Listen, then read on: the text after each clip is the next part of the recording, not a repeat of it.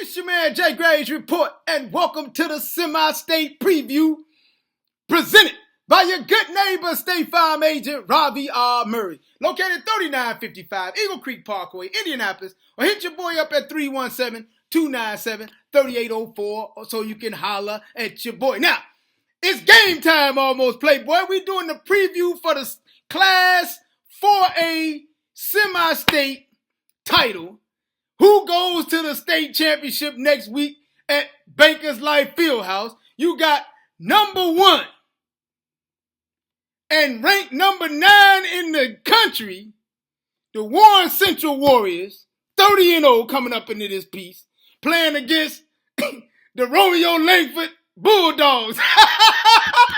Get that done out there by itself, bro. Yeah, they playing against New Albany, but we gonna call them the Romeo Langford Bulldog. That's who they 25-1, ranked number 2 in the state. They got the 5th best player in the country. Everybody and their baby mama running down to Seymour for the past 2 weeks. We're going to talk about that in a minute to see this done play. Hey, he the real deal. Don't get it twisted all day long. He can spit fire and put points on a board. But now, we got the semi-state going on. Now, let me get on my soapbox for just 1 second.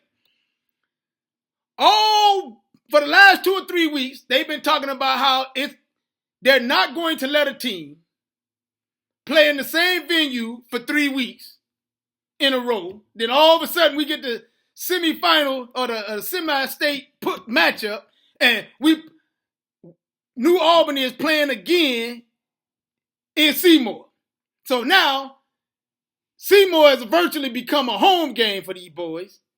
Let's just keep it real all the way 100, whichever comes first. How in the world do we have a semi-state game being played in Seymour when the team that's playing in there on the other side been playing for 3 weeks in a row? I'm just saying.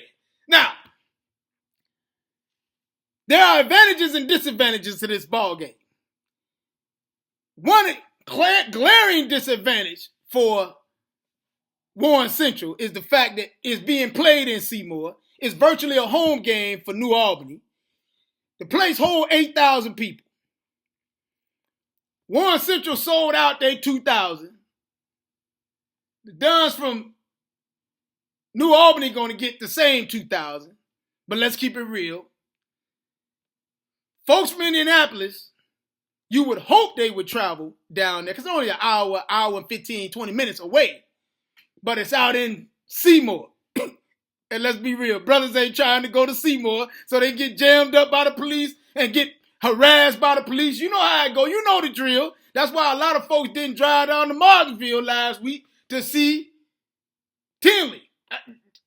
Regardless of what it is, 2018, you can say what you want to say, but the stigma is boys ain't trying to go down certain places. So you may have, it's going to be another 6,000 folks rooting for New Albany because it is what it is. So now, Warren Central going to have to play their lights out, play their hearts out to win this ball game. Now, here's the deal. Like I told you, Romeo Langford is automatic. Ain't no stopping him, but you can slow him down. I saw him play up in Carmel early in the season, back in December, and Carmel harassed him all night long, held him to about 17 and 18, 19 points.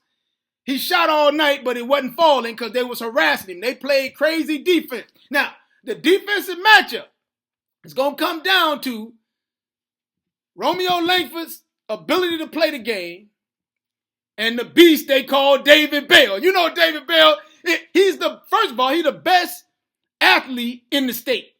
He's probably one of the best athletes in the country.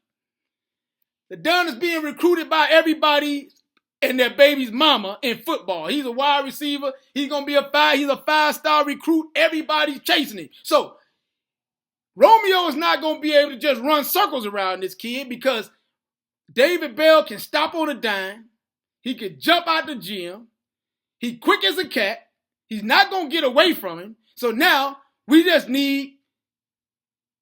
needs to be able to play defense against this kid, harass him all night, and the rest of the guys on the floor just need to handle their matchups. Romeo gonna pick up 25. maybe 30 points because he is Romeo Langford. He is the real deal. But what will the other guys do in terms of the matchups on the floor?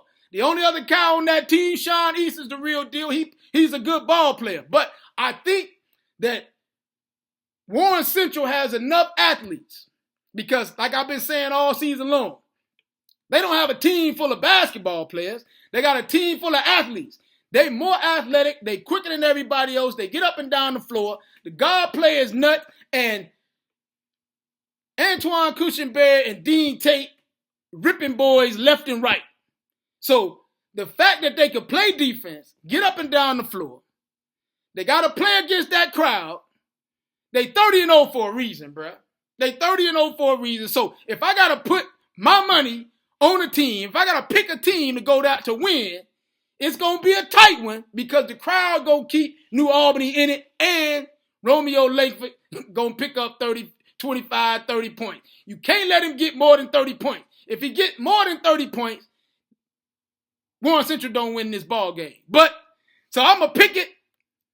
David Bell is going to be the X factor in this ball game. And because he's so athletic, because he can jump out the gym, because he quick as a cat, Warren Central gets to the doggone state championship.